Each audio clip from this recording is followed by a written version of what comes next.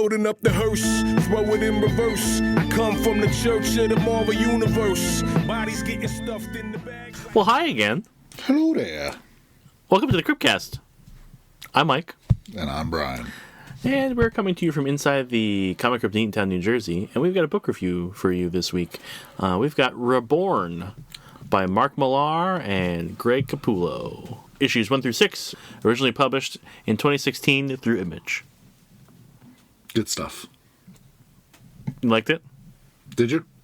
No, I'm asking you if you liked it. Oh, yeah, I liked it very much. Okay. I did not. Well, my fault. That goes without saying. I didn't even need you to say that. You just go, oh, I really like this. Huh? It's just the opposite. We're on a little opposite kick of like, we're picking shit for each other that is not really landing, huh? No. We both like Rat Queens. Right. I was going to say, the last one that we did was pretty good. I didn't like your two before that. Yeah, so like, Secret Wars was directly before this. Yeah. That was kind of whatever. I think we've established that the big events are lackluster without all the tie-in flavor. Sure. Rat Queens was cool. You did that. I Kill Giants. That I hated. Yep. I liked it. I thought it was wonderful. It's probably one of the better books for me. Plot holes before that. I didn't like that. I did. Yep. Friday before that. Which I hated. I like that. And then we go back to Grimm and Joe the Barbarian. I liked Grimm. Yeah. I liked Joe. Yeah. Basically from Friday forward, it's been 1, 2, 3, well, Joe 4, was your 5, pick. 6. Well, so Joe was your pick, even though we both love it. Yeah, from Friday to now has been. You like it, I don't. You like it, excluding Secret Wars. Yeah, there's been a little bit of a contention on every book. And I would say we both liked Secret Wars when it was coming out. Yeah, but not so much with the reread. This is the 5th book in which we do not agree on. Okay. Yeah, but I'm saying, like, is it the 5th that we don't agree on, or the 4th? In a row. It's the 5th in a row. It's not in a row because Secret Wars broke the thing. I was going to say Secret Wars broke it. Yeah. In the last little thing. So why do you like it? So, you know how I Kill Giants dealt with trauma? Mm-hmm. This is kind of like how I like my trauma. Non-existent? Well, I wouldn't say it was non-existent. I would just say it's not a thing that is harped on. Like, it's still relevant and in there. It is a motivation because they tell you it is. They don't actually show it to you. Right. I mean, you get a little bit at the end. What? How? With the granddaughter and the daughter being in the hospital. Oh, fuck them. Away. No, fuck them. Fuck them. They're in this book for about 4 panels, and the cock tease of like, oh no, she's gonna, and it doesn't make it. She wakes up out of a fucking stroke coma for no reason, just to go right back. There's no reason for it to have happened. That doesn't mean it's not sad or traumatizing. Yes, it is, because it doesn't mean anything. There's nothing behind it. You have no empathy. Bullshit. I have tons of empathy. I don't know. I felt really bad for the granddaughter watching her grandma die. I didn't at all. Okay. Good for you. Because there was nothing there to care about. Do you know why it doesn't matter? Because she's going to go live this awesome life as the fucking, like, fantasy Jesus. All right. Fantasy Jesus. So, first of all, what the hell's her name? We should probably tell people what the book's about, Yeah, huh? right? Yeah, exactly. Before we go off. Like, because I think it's a little heavy. I think people would be more empathetic than you. Okay. What's the main Bonnie Black. Bonnie Black. A terrible name. Anyway, we're gonna get into the names later. Go ahead. Bonnie passes away. What? Bonnie has a stroke. Well, she has a stroke. She goes into a coma. Either way, she's dying. Yeah, she's dying. And she goes into a fantasy world in her coma. This is the afterlife. And, again, it's the afterlife. So people who have passed away are already there. Like, her father's there. She has a husband who was murdered in a mass shooting. Mm-hmm. Sniper killed him and, like, 20-something other people. Yeah, like 8 years before she had the stroke. 14. 14? Yeah. Well, it was 8. What the hell was 8 years? take better notes. Oh, he ended up with the other girl, the lady, for 8 years. Okay. So when she gets to the afterlife, so her dad find her or the dog finds her first? The dad finds her. The dad finds her. Dog helped though, right? Mm-hmm. Yeah. So Big Tom. And Roy Boy, who is just a kick-ass guy, like because the afterlife is very much a fantasy setting with a dark lands and a light lands and dragons. It's Masters of the Universe, but more gritty because there's magic and technology. There's spaceships. There's magic and technology in Masters of the Universe. That's what I said. Yeah. It's more like Masters of the Universe, but grittier. Oh, yeah. Is it grittier? Yeah, the demon fucks a dragon in this. That is a funny panel too, where he's like, "Yeah, I'm just gonna go bang my girl over there," and it's just this dragon with a lion's head laying all sultry. It was like, what? I'm afraid to turn this page. But at any rate, her dad finds her with her dog. And the dog was her dog in the real world. Mm-hmm. That's a thing. Like if you have a pet, the pets can find you in the afterlife. And family members. As long as it was connected to them, because that comes up later. The dog is large. Like now, it's like rideable. Close to. Like they don't ride it, but it's much bigger than it was in the normal world. Mm-hmm. It is now a magnificent beast. Yep. And where do we go from there? The general thing is, she shows up into this world. She's like 25 years old, beautiful. She's a chosen in a white outfit, cape, space helmet kind of looking thing. And she is. How old would you say she is in the real world? 70s, 80s? 70s, 80s, yeah. So then she's like 25 again, in her prime. Yeah. She shows up mid-battle. She's saved by her dad and Roy Boy. And she finds out that she is prophesied to defeat the Lord Golgotha, who is a leader of the Darklands, who has been invading the Lightlands. Adystria is the name of the good place, and the Darklands is where all the bad people go. So if you're a shitty during life, you go to the Darklands, and if you're good during life, you go to Adystria. So that's it, and she's prophesied to do that. So she's in a coma, yeah. And she has all these questions, like where's your husband, and stuff like that. Harry. Your husband Harry. She wanted to find Harry because he wasn't amongst the kingdom people, and there was speculation of whether he went to the Darklands but even like Big Tom says, like the world is like 4 or 5 times larger than ours, so it could be anywhere. All those dead people. Well, yeah. Yeah. And he's been looking for his wife for a long time because he showed up. He was 3 years old when he entered the world. This one, so he's a grown-ass adult at this point, maybe in his 40s, maybe. Right.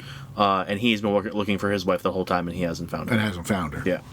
So the people just immediately embrace her. I don't know if there's like prophesied pictures that. No, she just prophesied that it was going to be her. But I'm just saying, like, they knew when Bonnie Black showed up. Hooray! Yeah, but there was no sacred text or muraled stained glass windows of her or anything. Yeah. That was just like, yep, it's me. Okay, cool. Fantasy Jesus is here. Yeah, so immediately they're just throwing Bonnie into the fray. They're like, go kill the guy. And she's like, well, maybe you give me a month, I go look for my husband. Mm-hmm. Yeah.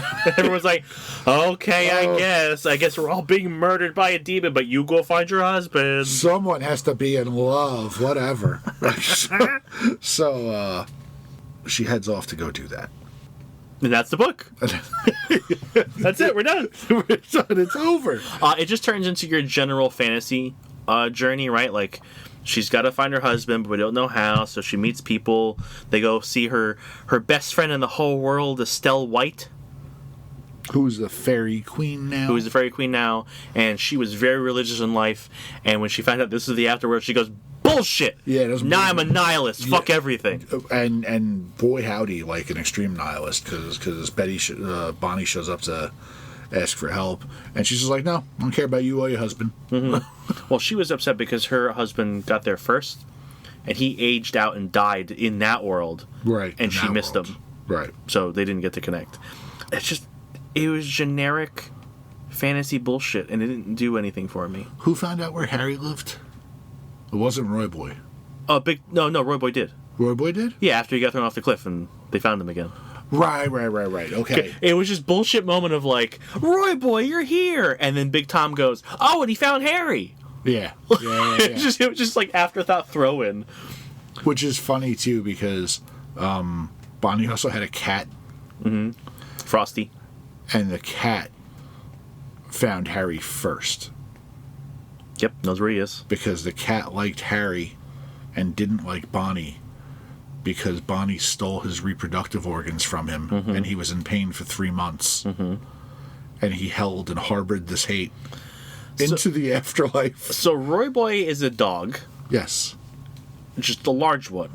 Frosty. Major Frost. Major Frost. Or is it General Frost? General Frost. Whatever. General Disarray. Some sort of ranking military thing, Frost. That he probably didn't earn because he's not the leader of anything. But he's a cat man. Yes, he is a cat man. He's a man who is a cat. I'm the cat man. And he has ice powers. Like Iceman ice powers. Yeah, which is pretty sweet. Why? Who knows? Because he's a white cat. So he has snow powers. Or maybe if you don't have any balls, you can get ice powers. Tempting. He really hates Bonnie and wants to track her down and kill her himself. Yep. It's very much about that. So, but doesn't he go get Harry? Doesn't he kidnap Harry? Yes, he kidnaps Harry. And brings him to Golgotha. Yeah. Yeah, he's working directly for Golgotha. Evil, horny guy. And Golgotha looks like your typical, he looks like he fell out of Spawn. He looks like a demon. Yeah. Absolutely. But they get to the village where Harry was supposed to live, and Bonnie finds out that he has been remarried for 8 years with 2 children that care very much for him and that are kind of like, hey, go save him and we'll work this out later. And instead of going, oh my god, I have to struggle with the fact that no, it's cool. We're good. It's fine. I'll get through that in 3 panels. Thank you. I love him still, but it's fine. She gets through it in 3 panels later. She has to go have her fight. She has to go find him, have her fight, reconnect, and then she's like, no, it's good. Your wife's hot. You got 2 kids. It's cool. I will say, because, I know it's because of, or whatever, because Bonnie is fantasy savior lady, everyone in the world is somehow related to her. Like old schoolmates, people she met places, you know, I saw you once doing a thing, I'm a family friend. Everyone in the book is someone she knows. And it's incredibly frustrating. I like, at the end when it wraps up and she's just kind of like, you know, like Harry goes off with his new wife and the kids, and the dad takes a minute to be like, hey, you okay? And she's like, yeah, I'm great. I'm 25, in the prime of my life. Look at this body. And I'm the queen of this shithole. Such a weird thing that got thrown in there. She's like, I just had my period? I don't even remember what that feels like. And it's amazing. It's like, why did we need to throw in the fact that, I'm not it's not grossed out. It's just it's such a weird thing to go, oh yeah, I'm young, I get my period again. I think being in your 70s or 80s and being miserable and lonely, which she very much was. I don't think she was lonely because the scenes that we saw of her daughter and her granddaughter were there both times. I think she was just terrified of dying. Maybe. That was the whole thing. Because in the beginning, but I'm saying she wasn't getting any comfort from them either. Like, whether they were there or not. Like, you know, the only time she seemed even, remotely cool is when she was sitting on the dock with her friend. Yeah. Yeah. And even then she was like, fuck it. I'm going to keep smoking cigarettes. Going to keep... Yeah, but that wasn't trying to comfort her. She was trying to comfort her friend because she just got diagnosed with cancer. Right. And her friend's like, I'll leave it up to the Lord. It's fine. Right. Bonnie seemed, as an old woman in the real world, like she had had enough. She had had a stroke already. She was living in hospice. She was just scared to die. Yeah. And this book is just her getting over the fear of dying. Yeah. Because she gets to go live a kick-ass life as a 25-year-old, as a hero and savior of a world. Everyone's after. I'd die too if that were the case. 47. I'll die now just to be 25 again. 25 again? Yeah. Sure. Take it. Sure. We find out that dragons like to eat elephants. Yes. Just weird. And that elephants like to fly. Well, the one guy makes augmented pets, which is fucking weird. It was just a weird thing. That was a weird thing to bit in the story because it was so you're an elephant. I'll take my headphones off and I'm gonna walk away now. It's your podcast. Goodbye.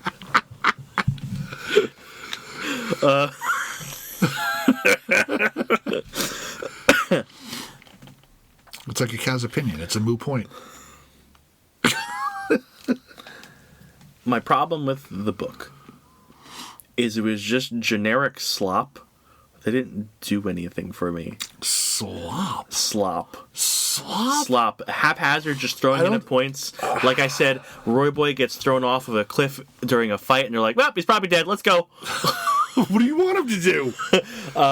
You died in the afterlife. That's double dead, bro. Yeah. You know, and then he comes back and it's like, oh, he found Harry. Look at that. It was just like this weird Deus Machina kind of like, can we have actual story here? They're on a hill, right? They get kidnapped by some bad people. And they're on a hill called Black Wish Hill. And you can make wishes there as long as there's a sacrifice of some kind. And the wish is negative. And there was a fight, so people died. And then Bonnie made a negative wish. And she just goes, I wish you were all dead. And then everyone dies. It's just stupid bullshit to move the plot along that doesn't do anything. It's just... And Big Tom, her dad is super strong. He's like Hercules strong. Handlebar mustache. Yeah. No, he's cool. You know it. So you know it. That's like the song. Yeah, that's how you know. Yeah, he wears a cool like hot plate helmet. But like, it's just like, my daddy, when I was little, he was the strongest ever because I was a little girl, and my daddy's the strongest. And in here, he's the strongest. Like, I don't know, man. I don't know how he didn't have a mullet, but you know. Well, he didn't. Oh, yeah, he just had long hair, right? He was very handsome. She just you get fighting powers depending on how good you are, and she was the good as good, so she has the best fighting powers. Oh yeah, she's amazing. But they don't kick in until later. She has to wait for her Matrix download to finish, and then she's a super awesome fighter. What else? Right, is there? because she gets taken prisoner. Mm-hmm. Right. By Il Mago and Ruby something or other, where Il Mago was a gangster who died, and Ruby was like a classmate who bullied her. Right. And they're both like wizards. By the way, when I mentioned names, I because I was looking for anything in this book to kind of like entertain me, I started to pick up on name stuff, and I got nothing out of that either. I was hoping to make connections that weren't there. Yeah, been selling it as like a fantasy thing, which it definitely is. Mm-hmm. But she also like rocks out a couple of machine guns and shoots. Like I said, it's got like it's like Motu, where they have future tech, super science, and wizards and swords and sorcery and stuff. Once she has it down that she's like the chosen one, she takes less time than Neo getting confident. Yeah, she's just like, oh yeah, of course. She's like, I can do this. I got this. I don't have a lot else about the thing. Like, eventually Harry gets taken hostage. She kills General Frost with that wish. Well, that's it. They go to the town. Like I said, they go to the town. He's not there. He's taken hostage. Yeah, she has to go save him from Golgotha. Mm-hmm. And she has a showdown with Golgotha and his dragon girlfriend. The dragon's name is Arimathea. Yeah, Arimathea. And then, like you said, the dragon is the king of dragons, and it's got a big lion head, which is it's a cool looking thing. Yeah, it's cool. There's a couple of shots of it flying through the sky with like a horde of other dragons that are normal dragons. And we find out during the fight between her and Golgotha that Golgotha is the sniper that killed Harry. Yep. So like, there's not even a lot of like personal beef there, even though he killed her husband. At that point, it had been how many years? Yeah, it's like 14, 15, 16 years or something like that. Yeah, so like, how could you even like you really can't be that mad about it. Also, there was it was such you got over it in your real life. Right, you got over it in your real life, and just get like, oh my god, it's the guy. Oh, he's right here. He's still alive. Harry's still here. It doesn't really mean anything. Right. It was a bunch of stuff like that where it's just like, here's the reveal. Nah, meaningless.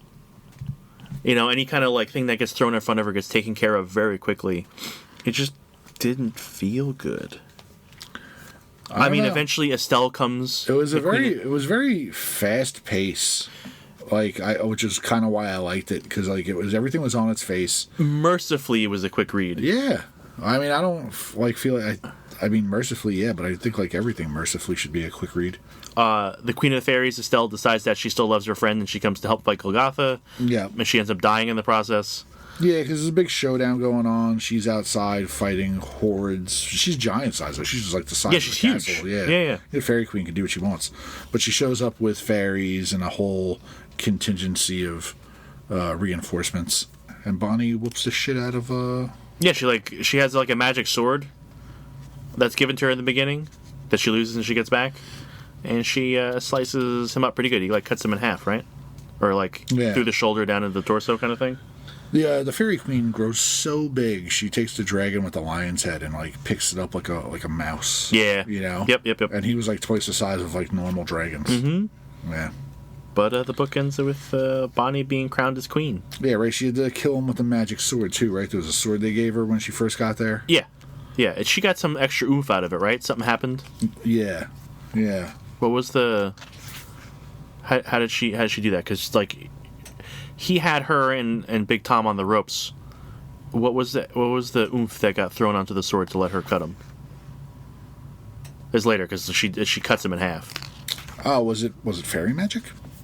I don't recall. You gotta find it. You got the book open. Oh, it's her coming back. Right? Yeah, because she snaps out of it, and that's the like they're getting the upper hand, they're winning, and then Bonnie opens her eyes while her granddaughter's in the room with her. Yeah, so she goes back, like she comes out of the coma. Yeah, and the granddaughter starts freaking out, like calling for her help and calling for a doctor or whatever. But then she slips back into the coma, and like is dying in the room with her daughter and her granddaughter. So she gets shunted back to the fantasy realm. But she comes like zipping out of the sky, like like out of the sky, coming down like a shooting star. And one of the themes through her reflecting on her life is that she was a big football fan. She played football with her dad, and she loved, playing catch with her dad. So as she's rocketing out of the sky, he gives her directions and throws the sword to her, and she catches it in the background and delivers the final blow to Golgotha. What explodes? There's a panel of an explosion after she cuts him in half. He does not explode. What explodes? I don't have the book in front of me. It goes from... Maybe that's like the rest of the impact? Maybe. I don't know. Because the explosion makes all the bad people and orcs and shit go... they start retreating. Yeah. They start retreating. Yeah, for me, the book was just kind of like midline all the way through. Like, it wasn't bad. No, it's just, I wouldn't say it was bad at all. I would say it's just very upfront and on its face. And stories can do that. It's just there's no extra sauce on this to make me go, is this cool? No, there were small moments. There were cool ideas. Yeah, it was a good story. It could have been fleshed out more and been 12 issues and been a great story. I didn't even need that. If there was something else in here, it would have been cool. If you look at the way Millar tells his stories, they have that fast paced kind of like we're gonna focus on this part and we're gonna gloss over this lore over here because there was some montage stuff in here and that's fine. Mm-hmm. But put that formula on Nightclub, right? Mm-hmm. It has the same kind of formula. They become vampires. She dies, right? They both figure out their powers. They both go on little exploratory adventures, and they both have a final showdown, right? Right? It's very much the same kind of it's not a 1-for-1, but it's very close. 1-for-1. He has a formula on how he tells stories. Sure. And in this case, it does not work. In Nightclub's case, it works amazing. I think this works just fine. There's nothing here for me. So I remember reading this as it was coming out, and I don't remember finishing it because I think I tapped out before it ended. I think Rose was coming out at the same time as this, and I think I chose to stick with Rose over this. Okay. And Rose went on way too long. I probably should have stuck with this. Mm-hmm. Yeah, I did not hate this. I enjoyed it quite a bit. It is a good story on its face. Quick read. I didn't hate it. I just don't think it's worth the time. It's fine for... It's a fine midline story if you want one. Sure. I would read this over many other things we've read. It's not terrible. I don't think we've read anything bad. I don't know if there's anything worse than this. I'd like to see a follow-up to this. It's been a decade. I don't think it's happening. No, I don't think it's happening either. Probably didn't sell well enough for a follow-up. But to see her actually governing, like to see her have problems with other locations and go out into battle and stuff like that, and actually do like politicking. I mean, there's definitely a volume 2. It's like, hey, let's go find Mom, right? Like we have to go do that. That too, right? Yeah, because at first I thought Golgotha was going to be Harry, and then I thought it might have been the mom. Sure. And she even says like to her dad, like, you think it's Mom? And he's like, no. Right. Yeah. So going through, I started making a list of names because, like, come on, there's got to be something here. Because we have Bonnie Black, who's your main character, right? She's a blonde white lady. Her best friend, Estelle White, who is a black lady. Nothing. There's no other thing other than, I think, laziness. I don't even know if that's lazy. Golgotha, who's the big bad guy, right?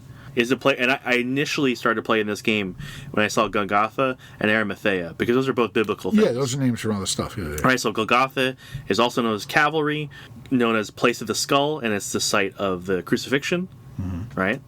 And Arimathea, the lion-headed dragon, is the land of Judea, home of Joseph, the guy who gave Jesus the tomb.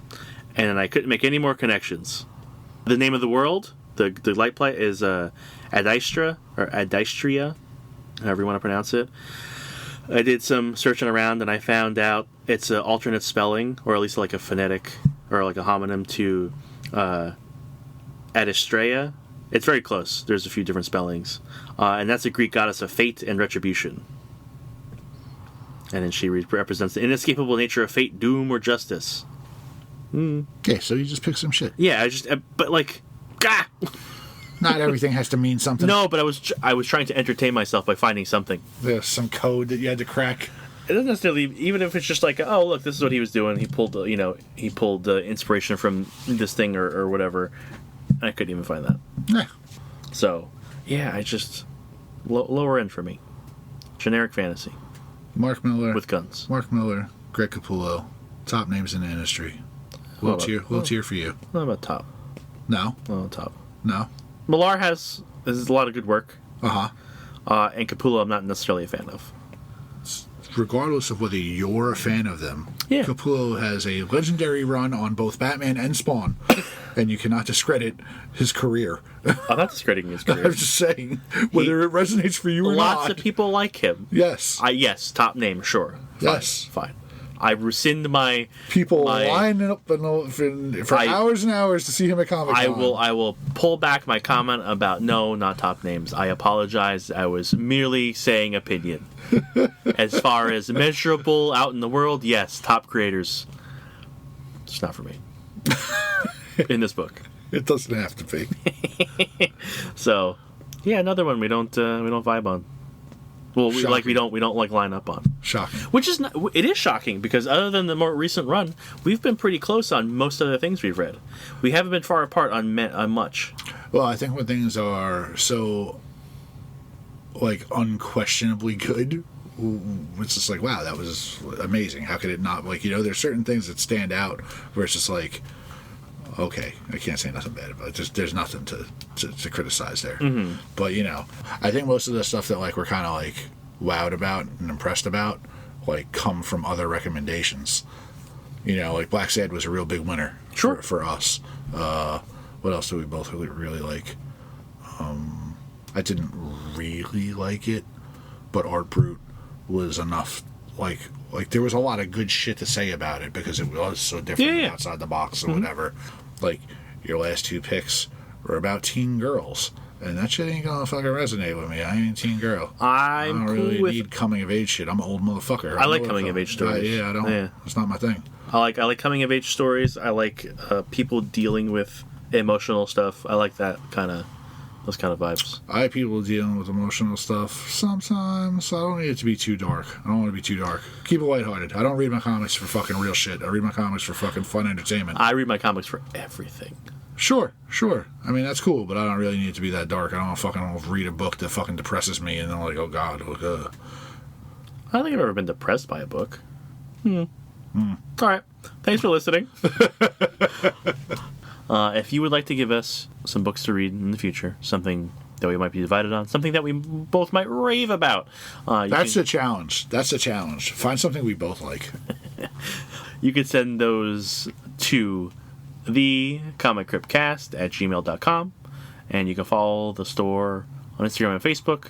Links for those will be in the show notes, and you can follow and see all the trade paperbacks we get on a weekly basis. And maybe you could say, hey, read one of those. Mike likes graphic novels about sad, lonely teen girls. Sure. And I like capes and spandex that have been beaten to death for the past 80 years. Mm-hmm. So that's why coming-of-age teen girls are more fun to read than a guy in a cape going, I'm doing the same thing again. No, I'd rather read the guy in the cape doing the same thing again. Why? I don't want anybody looking at me going, why are you reading books about teen girls? Like, gross. Fuck them. Good story's a good story. You read them to fuck them? That's gross. It's so wrong. Are you in the Epstein files? No, I'm so not. Wrong. No, I'll get redacted. Can't prove it. Go read your book. Oh, go read this book. Go read this book? Go read this book. Brian says go read this book.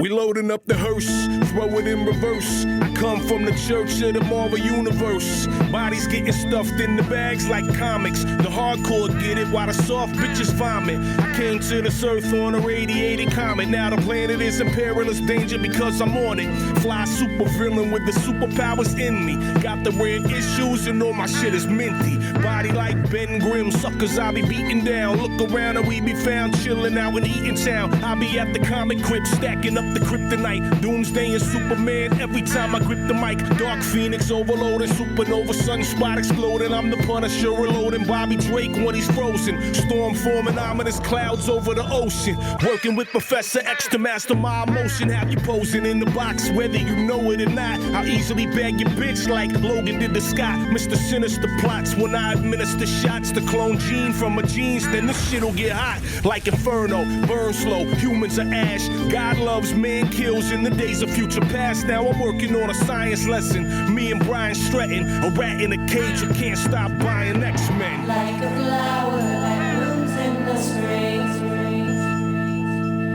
You were beautiful.